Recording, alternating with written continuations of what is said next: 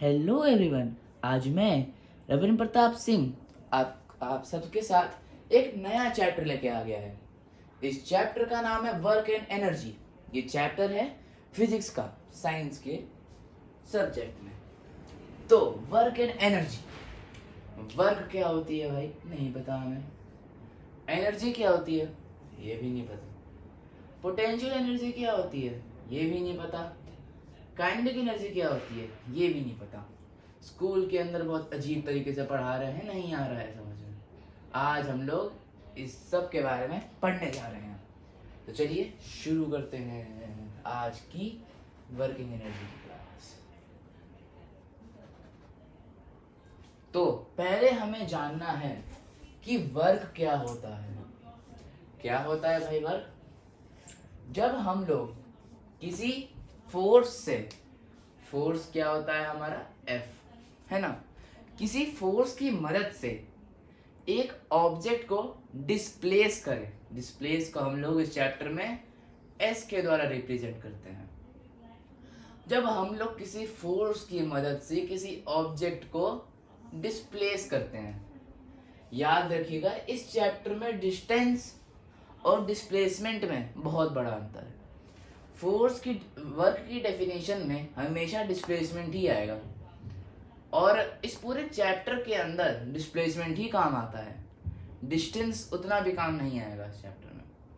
तो मैं आपके लिए 1 मिनट के लिए डेफिनेशन लिख देता हूं। Work done by an object, work done by an object is when one displaces का क्या मतलब है? डिस्प्लेसमेंट। डिस्प्लेसमेंट का क्या साइन है? S. An object by a force, force कौन सी? Force F. Work done by an object is when one displaces an object by a force F। Work तब होता है जब हम लोग, या कोई भी हो सकता है, कुछ भी हो सकता है वो, जब एक ऑब्जेक्ट एक फोर्स के द्वारा डिस्प्लेस हो जाए। यहां पर एक बुक कह रहा हूं, हाँ बुक है ये, ठीक है ना, एक बुक है यानी ये एक हॉरिजॉन्टल 2D शेप है, 2D टेबल पर है। मैंने अपने हाथ से, मेरा हाथ है, इस पे एक फोर्स F लगाई, ठीक है। मैंने क्या लगाया अपने हाथ से? एक फोर्स F।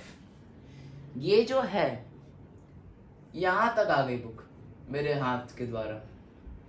ये बीच की क्या है ये, इसे हम लोग डिस्प्लेसमेंट कह सकते हैं इसका। तो तब मैंने वर्क किया है। अब ना कुछ केस होते हैं जिसके अंदर वर्क हम लोग तो करते हैं, हम लोग के लिए तो वो वर्क है, पर वो फिजिक्स की भाषा में वर्क नहीं कहलाता। क्या नहीं कहलाता फिजिक्स की भाषा में? जैसे कि मेंटल वर्क। हम लोग न्यूमेरिकल्स करेंगे, न्यूमेरिकल को सॉल्व करने के लिए दिमाग चाहिए। हम लोग उसके फॉर्मूलाज दिमाग में इस्तेमाल करते हैं, है ना, दिमाग में उपयोग करते हैं उस चीज़ का। तो हम लोग के लिए तो वो बहुत महान काम है, हम लोग के लिए तो वो वर्क ही है। पर फिजिक्स की भाषा में उसको वर्क नहीं कहते, ठीक है। फिजिक्स की भाषा में ऐसी चीज को वर्क नहीं कहते। और एग्जांपल क्या हो सकता है? जब हम लोग अपने सर के ऊपर कोई चीज रखें, जैसे कि कूली होते हैं, पोर्टर होते हैं, वो अपने सर के ऊपर सामान रखते हैं ना, और ट्रेन के लिए हम लोग जब ट्रेन में जाते हैं तो इनका इस्तेमाल करते हैं, वो ट्रेन की सीट तक पहुंचा देते हैं सामान, तब भी वर्क नहीं होता है। अब इस कॉन्सेप्ट के बारे में आगे बढ़ेंगे। आप कूली से जाके मत बोलिएगा कि हम पैसा नहीं देंगे आपको क्योंकि आपने वर्क नहीं किया है।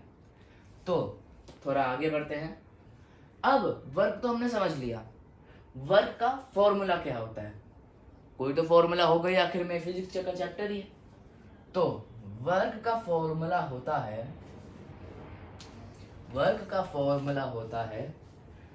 W, वर्क है, equals to force into displacement into cos theta. अब ज्यादातर बुक्स में तो फोर्स इंटू डिस्प्लेसमेंट ही दे रखा है, पर कुछ कुछ मतलब स्कूल्स के अंदर कॉस थीटा भी पढ़ा देते हैं। नॉर्मली एनसीईआरटी के अंदर तो फोर्स इंटू डिस्प्लेसमेंट दे रखा है, पर कॉस थीटा का भी रोल होता है, ये भी मैं आपको आज अभी पढ़ा दूंगा। तो हमको तो वैसे पता है फोर्स और डिस्प्लेसमेंट क्या होती है, ये हमने motion, force and laws of motion और ग्रेविटेशन में पढ़ लिया था। अब एक कॉस थीटा तो हमने पढ़ा नहीं है, ये क्या होता है? देखिए, कॉस होता है डिस्प्लेस फोर्स और डिस्प्लेसमेंट के बीच का एंगल, ठीक है ना। फोर्स और डिस्प्लेसमेंट के बीच का जो एंगल होता है वो होता है कॉस थीटा। तो मैं आपको पहले 3 वैल्यूज दे देता हूं कॉस थीटा की, ठीक है ना। कॉस 0 डिग्री, कॉस 0 डिग्री क्या होता है? कॉस 0 डिग्री की वैल्यू होती है 1। कॉस 0 डिग्री की वैल्यू होती है क्या? 1। कॉस 90 डिग्री की वैल्यू होती है 0। क्या होती है? 0। और कॉस 180 डिग्री की वैल्यू क्या होती है? -1। कॉस 0 की वैल्यू होती है 1, कॉस 90 की वैल्यू होती है 0 और कॉस 180 की वैल्यू होती है -1। तो चलिए आगे बढ़ते हैं इस वीडियो में। तो हमें अब पढ़ना है, देखिए कॉस की वैल्यू 0 डिग्री कब होती है? हमारा angle between force and displacement 0 कब होता है? जब फोर्स और डिस्प्लेसमेंट यानी कि S, फोर्स और S सेम डायरेक्शन में हो। मैंने इस चीज ये अपने मार्कर को अपने हाथ में ले रखा है, मैंने इसको आगे बढ़ाया, अपने हाथ की मस्कुलर एनर्जी है ना, फोर्स लगाया मैंने अपनी मसल से इस बोर्ड को, मार्कर को अपने हाथ से आगे ले जाने के लिए मैंने फोर्स लगाया, इस डायरेक्शन में गया है ना, क्योंकि मैंने पुश इस डायरेक्शन में किया है मार्कर को। डिस्प्लेसमेंट किस डायरेक्शन में होगा? वो भी इधर ही होगा, क्योंकि इसका इनिशियल पॉइंट ये था, इसको मैंने यहाँ तक ले गया, तो डिस्प्लेसमेंट ये हो गया, फोर्स भी इसी डायरेक्शन में। तब कॉस 0 डिग्री होता है, और कॉस 0 डिग्री की वैल्यू क्या होती है? 1। तो जब फोर्स और डिस्प्लेसमेंट दोनों सेम डायरेक्शन में हो, तब वर्क का फॉर्मूला होता है फोर्स इंटू डिस्प्लेसमेंट इंटू 1। 1 क्यों होता है? Cos theta. कॉस थीटा की वैल्यू जब 0 होती है तो उसकी वैल्यू 1 है, तो कॉस की जगह मैंने 1 लिख दिया, है ना। तो ये तो समझ लिया हमने, जब फोर्स और डिस्प्लेसमेंट सेम डायरेक्शन में होता है तब वर्क का फॉर्मूला होता है फोर्स इंटू डिस्प्लेसमेंट इंटू 1, या फिर आप कॉस की वैल्यू लिख सकते हैं, या फिर कॉस भी लिख सकते हैं, ब्रैकेट में 1 लिख दीजिए। तो अब क्या पढ़ना है हमें? परपेंडिकुलरली बाइसेक्टिंग सुना है ना आपने, ट्रायंगल में, लाइन एंगल में, क्वाड्रिलेटरल में। परपेंडिकुलरली बाइसेक्टिंग कब होता था? मतलब वो दिखता तो कुछ ऐसा था, है ना, जब 90 डिग्री होता है एंगल। वैसा ही है, इसमें भी एक 90 डिग्री है। जब फोर्स और डिस्प्लेसमेंट की एंगल 90 डिग्री बनाए, जब फोर्स और डिस्प्लेसमेंट का जो एंगल होता है वो 90 डिग्री हो, तब कॉस 90 डिग्री की वैल्यू 0 हो जाती है, कॉस की वैल्यू 0 हो जाती है। अब ऐसा मैंने क्यों बोला भाई? एग्जाम्पल लेते हैं, एक कूली है, पोर्टर है ना, शुरुआत में भी दिया था मैंने। उसने अपने सर के ऊपर एक सामान रखा है, एक मिनट के लिए, जैसे कि ये है, ये मेरा कूली भाई, ये मेरी नोटबुक है, ये मेरी कूली हो गई, ठीक है। इसने अपने ऊपर सामान रखा, सामान क्या? मार्कर। तो इसने फोर्स लगाया सर पर, ऊपर से ग्रेविटेशन लगी ना 10 मीटर पर सेट स्क्वायर या फिर 9.8 मीटर पर सेट स्क्वायर, ऊपर से ग्रेविटी लगी, तो फोर्स तो ऊपर से लग रहा है ना। अब ये मेरे कूली भाई साहब इस डायरेक्शन में गए, तो डायरेक्शन ये वाली हो गई, है ना, डायरेक्शन ये है और ऊपर से फोर्स ये लग रहा है। कौन सा एंगल दिख रहा है आपको बीच में? 90 डिग्री दिख रहा है ना। तो जब ये 90 डिग्री होता है ना, तब हमारी वैल्यू हो जाती है क्या? 0। बड़ा अंडा 0, ठीक है ना। अब आप प्लीज जाके कूली को मत बोलिएगा, आपने कोई काम नहीं किया है, please, he deserves the money. Okay, so जब फोर्स और डिस्प्लेसमेंट के बीच का एंगल हो 90 डिग्री, जब फोर्स और डिस्प्लेसमेंट के बीच का एंगल हो 90 डिग्री, ठीक है ना, तब हमारे कॉस की वैल्यू 0 हो जाती है। इसका ना एक न्यूमेरिकल कर लेते हैं, ठीक है ना, क्योंकि ये थोड़ा सा अलग टाइप चीज है। इसका एक न्यूमेरिकल कर लेते हैं। अ कूली, ठीक है ना, a coolie carries, coolie carries an object of mass 60 किलो। भाई कूली भाई तो भाई बहुत स्ट्रॉन्ग है भाई, 60 किलो लेके चल रहे सर पे। तो ग्रेविटी को हम लोग 10 ले लेते हैं, एक्सेलरेशन ड्यू टू ग्रेविटी को हम 10 मीटर पर स्क्वायर ले लेते हैं, ठीक है। तो ग्रेविटी नीचे लग रही है, ग्रेविटी थोड़ा सा मैं ऊपर बना देता हूँ, यहाँ पे ग्रेविटी नीचे लग रही है ना, कूली अपने है भाई, अपने कूली भाई साहब, ओके ना, कूली सर पे सामान ले रखे हैं। यहाँ पे फोर्स तो नीचे लग रही है ना, और कूली भाई साहब 2 मीटर दूर चल गए, 2 मीटर दूर चल गए, पर 60 किलो था सर पे, तो थक गए भाई साहब हमारे। तो फोर्स और डिस्प्लेसमेंट के बीच की एंगल दिख रहा है पूरा 90 डिग्री बनता हुआ। तो अगर इन ऐसे टाइप की चीज आई तो आप सिंपली लिख सकते हो कि फोर्स तो 0 है, वर्क तो 0 है, क्योंकि cos 90 है, क्योंकि फोर्स और डिस्प्लेसमेंट के बीच का एंगल है क्या, 90 डिग्री। तो उसमें कोई सॉल्व करने की जरूरत नहीं है, ये काफी दिमाग टाइप, इसमें बस दिमाग लगाना है हमें, इसमें कोई ऐसे न्यूमेरिकल्स आएंगे इसमें कोई सॉल्व करने की जरूरत नहीं पड़ेगी आपको। अगर हमको दिख रहा है बीच में 90 डिग्री है तो हमें सॉल्व करने की कोई ज़रूरत नहीं, हम डायरेक्टली भी लिख सकते हैं। पर अगर आपके स्कूल में कराया जाता है सॉल्व करके लिखो, तो आप लिख सकते हैं। अब हमने cos 0 डिग्री पढ़ लिया भाई, है ना भाई, cos 0 पढ़ लिया, cos 90 भी पढ़ लिया। अब हमें पढ़ना है cos 180 डिग्री। cos 180 डिग्री की वैल्यू क्या होती है भाई साहब, -1, -1 ये होती है cos 180 की वैल्यू। जब फोर्स और डिस्प्लेसमेंट अपोजिट डायरेक्शन में हो तब cos 180 डिग्री हो जाता है और उसकी वैल्यू होती है -1। लो भाई इतना तो आसान है। फोर्स अगर इधर लग रही है हमारा डायरेक्शन इधर है, डिस्प्लेसमेंट हमारा इधर है, बीच में क्या बन रहा है 180 डिग्री, है ना, तो फिर हमारी -1 वैल्यू हो गई। कोई एग्जांपल दे दो, ज्यादा समझ में आएगा।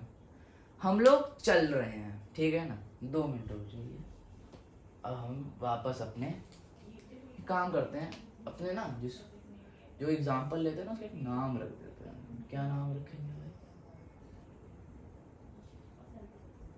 राहुल रख देते हैं अपने भाई का नाम। भाई का नाम है क्या है, राहुल, ठीक है ना, बदमूसी नहीं। हमारे दोस्त है, मेरा दोस्त है, इसका नाम है राहुल। ये जमीन पर चल रहा है, इस फ्रिक्शनलेस सरफेस नहीं है, इसमें फ्रिक्शन है, ठीक है ना। ये इंसान जमीन पर चल रहा है, तो ये आगे जा रहा है कहाँ लेने, सब्जी लेने। इसकी मम्मी ने इसको उठा के भेज दिया था, क्योंकि ये कोई काम धंधा नहीं करता था, ये बस घर पे बैठ के गेम खेलते रहता था। मम्मी ने इसको उठा के बाहर भेज दिया कि जा सब्जी ला। वो गया सब्जी लाने, वो उसको चल के ही जाना पड़ा, है ना, वो चल के गया। अब हमें तो ये पता है, बचपन से पढ़ते आ रहे, फ्रिक्शन हमेशा अपोजिट डायरेक्शन में लगती है ना, फ्रिक्शन हमेशा अपोजिट डायरेक्शन में लगती है। तो हमारा फोर्स तो यहाँ लग रहा है, हमारा डिस्प्लेसमेंट हो लेकिन यहाँ है। तो उससे हमें क्या समझ में आ रहा है, फोर्स और डिस्प्लेसमेंट दोनों ही अपोजिट डायरेक्शन में है, किसी फ्रिक्शन सरफेस पे होते हैं। तो बीच में क्या बना 180 डिग्री। तो जितना वर्क डन होगा वो हमेशा माइनस में होगा, वर्क डन हमेशा माइनस में ही होगा। जब फोर्स और डिस्प्लेसमेंट अपोजिट डायरेक्शन में चल रहे हों तब। तो cos 180 डिग्री, cos 0 डिग्री और cos 90 डिग्री हमने पढ़ लिया है, ठीक है ना। वर्क समझ में आ गया होगा आपको। क्या होता है वर्क? वर्क तब होता है जब किसी एक ऑब्जेक्ट को हम लोग किसी फोर्स के द्वारा डिस्प्लेस करें। याद रखिएगा, याद रखिएगा, बहुत इम्पोर्टेंट है। देखिए मैंने पहले ही आप लोगों को क्या बोला शुरुआत में, डिस्प्लेसमेंट। कभी भी मैंने अब तक इस चैप्टर में डिस्टेंस का नाम नहीं लिया है दोस्तों, डिस्टेंस का नाम नहीं लिया है। तो फिर अपने राहुल भाई को ले लेते हैं, नया ही दोस्त है, यही लेंगे आपसे, है ना। मैं राहुल भाई है, ये इसका अपार्टमेंट, ये रही सब्जी की दुकान, ये केला सेब, ठीक है ना। यहाँ है ये इंसान 3rd फ्लोर पे रहता है, 3rd नहीं छोड़, 1st में ही रहता है। इसको सीधा बाहर आके आना है। इसकी मम्मी ने इसको बाहर भेजा सब्जी लाने। ये सब्जी लाने गया तो याद रखिएगा, सब्जी लाते टाइम तो उसका फोर्स और ये सेम डायरेक्शन में है भाई। तो उसने वर्क किया है और पॉजिटिव वर्क किया है ना, पॉजिटिव वर्क किया है। पर राहुल भाई तो सब्जी या दुकान पे तो रहेंगे नहीं, उनको तो घर में आना ही है वापस, वरना घर आके पता चला मम्मी बेलन लेके बैठी, कहाँ रह गया था 2 घंटे से। फिर ये राहुल भाई अपने आ गए वापस अपने घर के अंदर, ठीक है ना, घर के अंदर आ गए। तो देखा जाए ना, डिस्प्लेसमेंट तो 0 है, डिस्प्लेसमेंट तो 0 है। वर्क का फॉर्मूला क्या होता था दोस्तों? फोर्स इनटू डिस्प्लेसमेंट, है ना। जब डिस्प्लेसमेंट ही 0 है तो वर्क कौन सा होगा भाई? कोई भी वर्क नहीं होगा, एटलीस्ट फिजिक्स की भाषा में तो वर्क नहीं होगा, वैसे तो होगा ही होगा। तो अगर ये इंसान राहुल भाई अपने, जो अब बहुत जल्दी उदास होने वाले हैं, वो घर गए, तो टेक्निकली देखा जाए ना, इसकी मम्मी के पास राइट है इसको मारने के लिए, क्योंकि इसने वर्क नहीं किया है। हाँ है तो राइट, देखा जाए तो है ना भाई लोग। तो जब डिस्प्लेसमेंट होगा, जब डिस्प्लेसमेंट 0 से ज्यादा है तो वर्क होगा ही होगा, जब डिस्प्लेसमेंट 0 है तो वर्क नहीं होगा। ये तो पता ही है, हमें कॉमन सेंस की चीज है। तो इसी के साथ हमारा वर्क खत्म हो गया है, वर्क एंड एनर्जी का वर्क समाप्त हो चुका है भाई। एनर्जी तो अभी बचा है भाई। एनर्जी क्या होती है, क्या होता है एनर्जी, प्लीज बता दीजिए यार। तो अब मैं आपको बताता हूं एनर्जी क्या होती है। एनर्जी, एक मिनट डेफिनेशन लिख लेता हूं आपके लिए।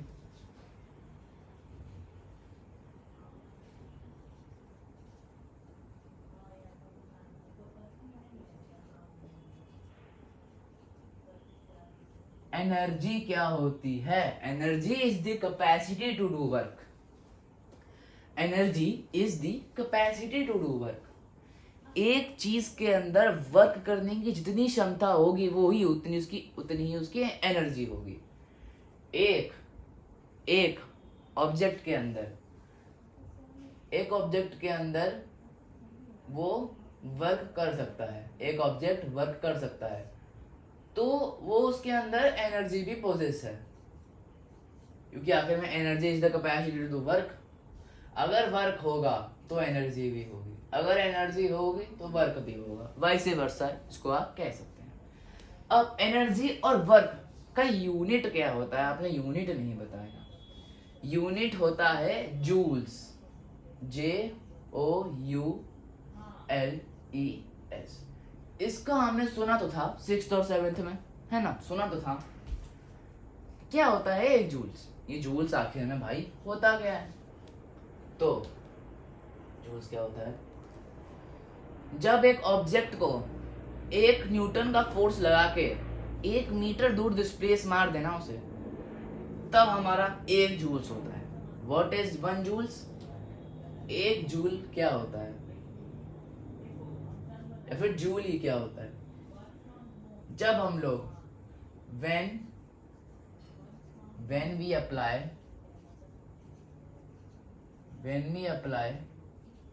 फोर्स को मैं F लिख दे रहा हूं, a force 1 newton to displace an object को मैं वो लिख रहा हूं ऑब्जेक्ट बाय 1 मीटर, ठीक है ना। तो देखा जाए ना 1 जूल्स होता है ना, 1 जूल्स है ना, वो 1 न्यूटन पर मीटर के बराबर होगा। हाँ देखा जाए तो हो गई बराबर। जब हम लोग 1 न्यूटन का फोर्स लगा के एक ऑब्जेक्ट को 1 मीटर डिस्प्लेस करें तो हमारा जूल्स होता है, उसको हम लोग जूल्स कहते हैं। अब जूल्स की, अब देखो ट्रेन्स, एरोप्लेन्स है ना, शिप्स, ये सब के वर्क, जितना भी लोग वर्क करते हैं वो डेफिनेटली 100-200 जूल्स नहीं होगा, वो एक्स्ट्रा ऑर्डिनरी अमाउंट होगा, बहुत बड़ा अमाउंट होगा, ऑफ कोर्स होगा, इतनी बड़ी चीज है ना। तो इसके लिए एक नई चीज बनाई थी हमने, 1 मेगा जूल। 1 मेगा जूल क्या होता है? जूल्स ही होता है, 1 मेगा जूल्स जूल्स ही होता है, बस 10⁻⁶ जूल्स, बस इतना ही है, बस इतना ही है, बस ठीक है ना, बहुत कम है, तो इतना तो मैं हर दिन करता हूँ। 1 मेगा जूल होता है 10⁻⁶ जूल्स। 1 मेगा जूल क्या होता है? 10⁻⁶ जूल्स। तो चलिए, हमारा एनर्जी भी हो गया, आधा अधूरा ही हुआ है। अभी तो बस हमने एनर्जी की डेफिनेशन पढ़ी है, अभी काइनेटिक एनर्जी और तो और पोटेंशियल एनर्जी के बारे में भी पढ़ना है। तो चलिए मैं जरा 2 मिनट में पानी भी कराता हूँ। तो अब हमें पढ़ना है कि काइनेटिक एनर्जी क्या होती है। तो काइनेटिक एनर्जी का मतलब होता है एनर्जी ड्यू टू मोशन।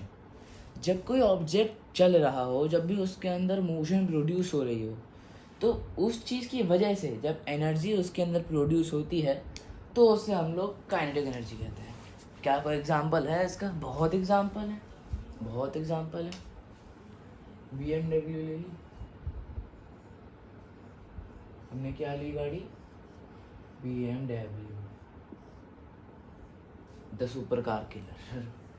तो ये एक सड़क पे चल रही है, इसको सड़क पे चलने के लिए क्या फोर्स तो लगेगी ही ना, फ्रिक्शन भी लग रही है, मतलब कि देखा जाए तो 180 डिग्री बन रहा है ना कॉस का, तो वर्क तो हो रहा है, तो एनर्जी भी है, तो काइनेटिक एनर्जी प्रोड्यूस हो रही है उसके अंदर, चाहे वो नेगेटिव हो या पॉजिटिव हो, उसके अंदर एनर्जी तो प्रोड्यूस हो रही है।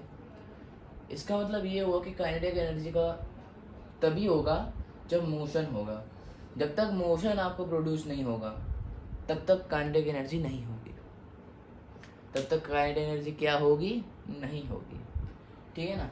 तो अब इसके फॉर्मूला है, इसका फॉर्मूला होता है ना, तो अब इसके फॉर्मूला में ऐसे ही नहीं लिखूंगा, अब इसके डेरिवेशन करते हैं, फॉर्मूला को डिराइव कैसे करते हैं। तो पहले हम लोग लिख देते हैं वर्क का फॉर्मूला। क्या लिख देते हैं? वर्क का फॉर्मूला। वर्क का फॉर्मूला क्या होता है? Work equals to force into displacement. अभी के लिए कॉस निकाल देते हैं। तो फोर्स क्या होता है?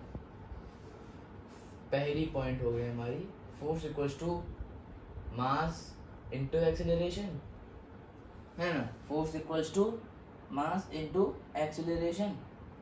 डिस्प्लेसमेंट निकालनी है। दूसरा फॉर्मूला क्या होता था हमारा? v square minus u square equals to 2as होता था ना। वैसे थर्ड फॉर्मूला होता था ना मोशन के अंदर, 3 फॉर्मूला थे, v equals to u plus a t, s equals to u t plus half a t square, और v square minus u square equals to 2as। ये 3 फॉर्मूला थे, हमने मोशन में पढ़े थे। तो अगर हमने इसको s इक्वल्स टू करना है तो v square minus u square upon 2a है ना, v square minus u square upon 2a है।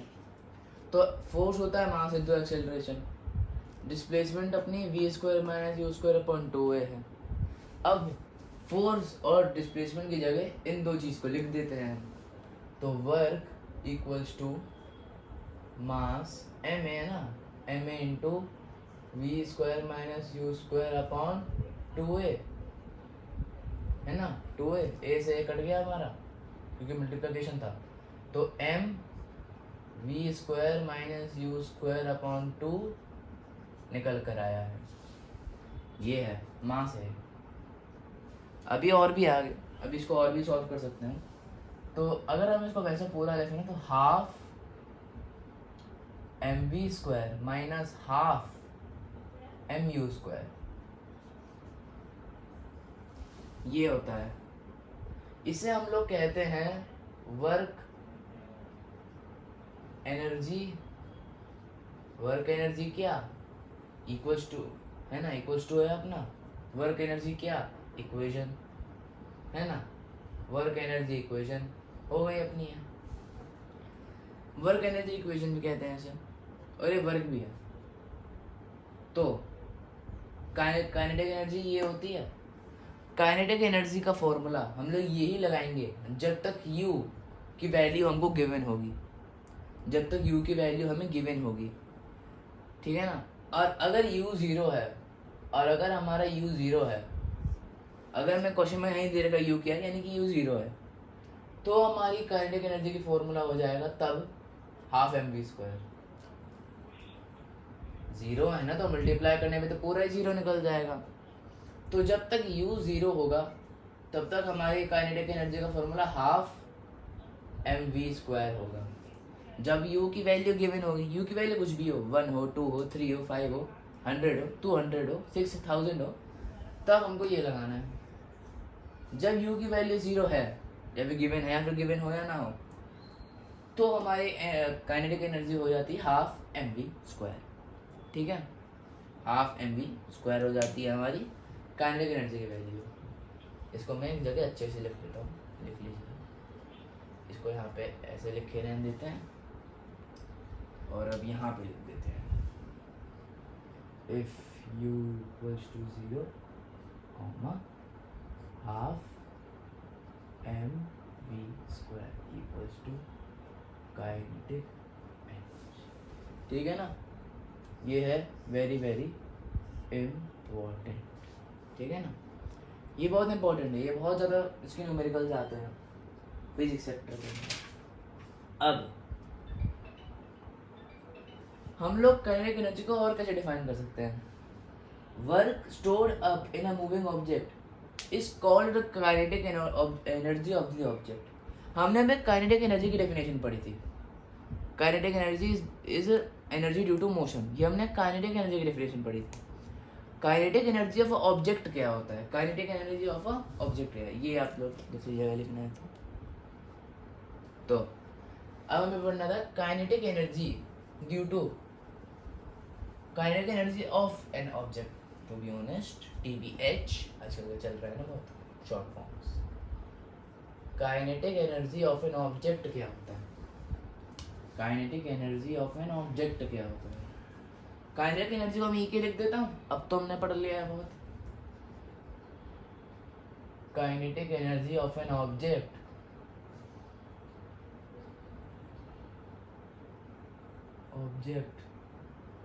is work stored up in an moving object। जो वर्क एक मूविंग ऑब्जेक्ट के अंदर स्टोर्ड होता है उसे हम लोग कहते हैं काइनेटिक एनर्जी उस ऑब्जेक्ट की। काइनेटिक एनर्जी की डेफिनेशन नहीं है, ये काइनेटिक एनर्जी की डेफिनेशन नहीं है, ये बस काइनेटिक एनर्जी ना ऑब्जेक्ट की डेफिनेशन है। ये काइनेटिक एनर्जी की डेफिनेशन नहीं है, ये kinetic energy of an object की है, ठीक है ना। जब किसी मूविंग ऑब्जेक्ट के अंदर एनर्जी या फिर वर्क स्टोर होता है तो उसको हम लोग उस ऑब्जेक्ट की काइनेटिक एनर्जी बोलते हैं, ठीक है। तो अब हमको पढ़ना है लास्ट टॉपिक कह सकते हैं यहाँ का, पोटेंशियल एनर्जी क्या होती है। क्या कह रहा हूं मैं, पोटेंशियल एनर्जी क्या होती है। What is after all potential energy क्या होती है भाई। The energy possessed by an object by virtue of its position or configuration is called its potential energy. तो अभी मैं इसकी डेफिनेशन लिख देता हूँ. 8.3 energy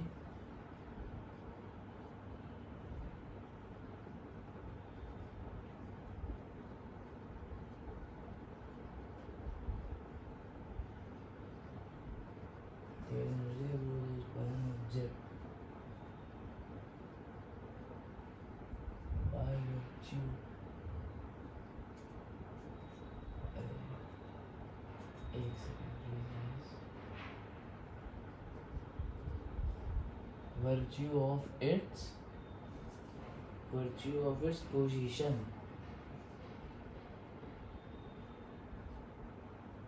is called potential energy. Kinetic energy को हम लोग ई के लिखते थे ना, ई यानी एनर्जी, नीचे के था यानी काइनेटिक एनर्जी. पोटेंशियल एनर्जी को भी वही लिखते हैं, ठीक है ना. पोटेंशियल एनर्जी को भी हम वही लिखते हैं ईपी. इसके बजाय बस ईपी लिखते थे. The energy possessed by an object by virtue of its position is called potential energy. जब एक ऑब्जेक्ट किसी पोजीशन पे हो ना और उसके अंदर जो एनर्जी पोजेस्ट होती है ना ऑलरेडी, उसे हम लोग कहते हैं पोटेंशियल एनर्जी. ठीक है ना. है तो इसका फॉर्मूला क्या होता है? इसका अब फॉर्मूला क्या होता है भाई? इसका फॉर्मूला होता है mgh. ठीक है ना. इसके अंदर बस एक चीज है, कुछ डिफरेंसेस हैं इसके डेरिवेशन के अंदर. एक्सेलरेशन होती है ना, उसको हम लोग एक्सेलरेशन की ग्रेविटी ले लेंगे और डिस्प्लेसमेंट को हम हाइट के तौर पर ले लेते हैं. ये दो बड़े अंतर हैं, तभी इसका फॉर्मूला निकलेगा. पोटेंशियल एनर्जी ना मोस्टली हाइट पर ही बेस्ड होती है, क्योंकि जितना ऊपर वैसा हो ना पोटेंशियल एनर्जी निकालनी पड़ती है उस हिसाब से, हाइट के हिसाब से. इसमें डिस्प्लेसमेंट ज़्यादा मैटर नहीं करेगा. डिस्प्लेसमेंट में तो हम वर्क वैसे भी निकाल लेंगे, ठीक है ना. तो हाइट में कैसे निकाल सकते हैं, इसको उस दौर में बनाया गया है. इसका फॉर्मूला होता है mgh. मैं डेफिनेशन मिटा दूँ, आप लिखना है तो लिख लीजिए. तो अब मैं ये सब हटा रहा हूँ. ओके, अब मैं लिखने जा रहा हूँ इसकी डेरिवेशन. पोटेंशियल एनर्जी की डेरिवेशन इक्वल टू साइन बना कर बार इकट्ठे हो रहा है. तो हमको पता है, हमको क्या पता है भाई? हमें तो कुछ नहीं पता. वर्क को हम लोग FH लिख लें. Work equals to FH. हमने अभी डिस्प्लेसमेंट की जगह हाइट ले ली, है ना. और हमको वैसे भी फोर्स इक्वल्स टू ma होता है, और हमें ma की जगह g ले लिया, m की जगह a की जगह g ले लिया, तो फोर्स इक्वल टू mg हो गई. फोर्स की जगह अगर मैंने mg लिख दिया, निकल गया हमारा mgh. नहीं समझ आया क्या कह रहा हूँ? वापस एक बार समझाते हैं. वर्क क्या होता है वैसे? वर्क क्या होता है? फोर्स इनटू डिस्प्लेसमेंट, है ना. हमने डिस्प्लेसमेंट की जगह h ले लिया, फोर्स इनटू h. फोर्स हमारा होता है वैसे तो ma, और हमने ma a की जगह g ले लिया. एक्सेलरेशन इनटू ग्रेविटी ले लिया, 9.8 मीटर पर सेट स्क्वायर ले लिया, तो mg बन गया हमारा फोर्स. अब फोर्स की जगह हमने mg लिख दिया, तो मास into acceleration into gravity into height, क्या निकल के आया हमारा? mgh. हमारा ये निकल के आ चुका है. ये डेरिवेशन है, काफ़ी छोटी डेरिवेशन है वैसे तो इसकी, पर स्टिल काफ़ी इम्पोर्टेंट है. बहुत जगह ये आता है. अब हमने पढ़ना है law of conservation of energy. Law of conservation from energy. हमने एटम्स एंड मॉलिक्यूल्स पढ़ा था. सब आपने तो पढ़ा ही होगा एटम्स एंड मॉलिक्यूल्स. उसमें होता था ना, atom can either be created not destroyed in a chemical reaction. Dalton atomic theory का पोस्टुलेट 1 था ना. वो क्या डाल्टन कह रहा हूँ, law of conservation of mass. ये होता था ना, atom can neither created not destroyed in chemical reactions, है ना, या फिर मास can neither be created not destroyed. वैसे ही इसके अंदर energy can only be converted from one form to another. हम लोग एनर्जी को केवल और केवल कन्वर्ट कर सकते हैं, हम लोग एनर्जी को केवल और केवल कन्वर्ट कर सकते हैं, सिर्फ और सिर्फ कन्वर्ट। अरे भाई बढ़िया लाइन बनाई। हम लोग एनर्जी को केवल और केवल कन्वर्ट कर सकते हैं, उसको ना ही हम क्रिएट कर सकते हैं, हम एनर्जी को क्रिएट भी नहीं कर सकते, ना ही हम एनर्जी को डिस्ट्रॉय कर सकते हैं। ये दोनों ही चीज़ हम नहीं कर सकते, कन्वर्ट जरूर कर सकते हैं। कन्वर्ट माने किस चीज में, क्या कहना चाह रहा हूँ मैं कन्वर्ट से, कोई भी कन्वर्ट, किसी एक एनर्जी के फॉर्म से दूसरे एनर्जी के फॉर्म में। जैसे कि बल्ब में क्या होता है, बल्ब में क्या होता है, बल्ब छोड़ो, सूरज ले लो, सूरज के अंदर केमिकल एनर्जी होती है, हाइड्रोजन हीलियम होती है ना, केमिकल से ही तो हमें बनता है सब। क्या कहते हैं उसे, अगर मैंने एनर्जी को केमिकल लिख दिया, नीचे सी लिख दिया, केमिकल एनर्जी है ना सन के अंदर, सूरज के अंदर, वो कन्वर्ट हुई किसके फॉर्म में, लाइट एनर्जी के फॉर्म में, हीट एनर्जी के फॉर्म में, है ना। केमिकल एनर्जी इन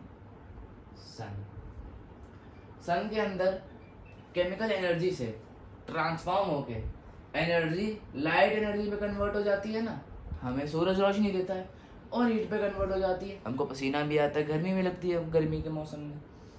तो जैसे कि सन के अंदर होता है ना, वैसे ही बहुत बहुत जगह होता है, मतलब ये बहुत इजी है, इसमें बस एनर्जी एक से दूसरे फॉर्म में क्या हो रहा है, एनर्जी बस एक से दूसरे फॉर्म में कन्वर्ट हो रहा है, ठीक है ना। अब पावर क्या होता है, अरे भाई पावर क्या होता है, अब हमें पढ़ना है पावर। एनर्जी भी हमारी पूरी हो गई, अब पता नहीं क्यों इस चैप्टर के नाम में पावर नहीं दे रखा था। पावर तो भैया छोटा सा चीज है, मिसिंग है। So what is power? Power is defined as an object's rate of doing work, ठीक है ना। किस रेट पे एक ऑब्जेक्ट काम कर रहा है ना, उसको हम पावर कहते हैं। Power of an object is the rate at which it does work. Power of an object, rate at which it does work. Power of an object बता रहा हूँ मैं अभी केवल, rate which it does work, जिस rate पे एक object काम कर रहा है ना, उसे उस ऑब्जेक्ट उसको पावर कहते हैं। यानी कि जब रेट पे एक वर्क हो रहा हो ना, टाइम किसी स्पेसिफिक टाइम के अंदर को वर्क हो रहा हो ना, उसको पावर कहते हैं। अब देखो हम लोग एग्जांपल लेते हैं, राहुल था ना अपना, राहुल और मजनू दोनों के बीच में था कट्टर दुश्मन, दोनों बहुत बड़े दुश्मन थे, ठीक है ना। दोनों क्या थे, बहुत बड़े दुश्मन। उन्होंने लगाया पुशअप कंपटीशन, उन्होंने क्या लगाया, पुशअप कंपटीशन। पुशअप जानते हैं ऐसे करते हैं। राहुल ने 4 पुशअप मार दिए, मजनू ने 5 पुशअप मार दिए। अच्छी बात है भाई, मजनू ने तो एक ज्यादा मारा, लेकिन राहुल ने 30 सेकंड में मारे, और मजनू ने 60 सेकंड में मारे। अब जेन्युइनली कॉमन सेंस लगाए तो किसमें है ज्यादा पावर, राहुल में, है ना, क्योंकि उसने कम टाइम में ज्यादा, अपने हिसाब से ज्यादा पुशअप लगाया इसके हिसाब से। तो इसको देख के हमें क्या लग रहा है, पावर का फॉर्मूला क्या होता होगा। 4 को उसने वर्क किया, नीचे टाइम है, वर्क अपॉन टाइम आपको दिख रहा है यहाँ पे, वही होता है पावर। पावर होता है वर्क अपॉन टाइम। एक गिवन टाइम में कितना वर्क हो रहा है उसे हम लोग पावर कहते हैं। अब इसी के साथ यहाँ पे हमारा चैप्टर खत्म होता है। आशा करता हूँ आपको समझ आ गया हो। अगर कोई दूसरा चैप्टर आपको चाहते हैं तो आप प्लीज़ कमेंट में लिख दीजिएगा। तब तक के लिए bye bye, thank you for watching.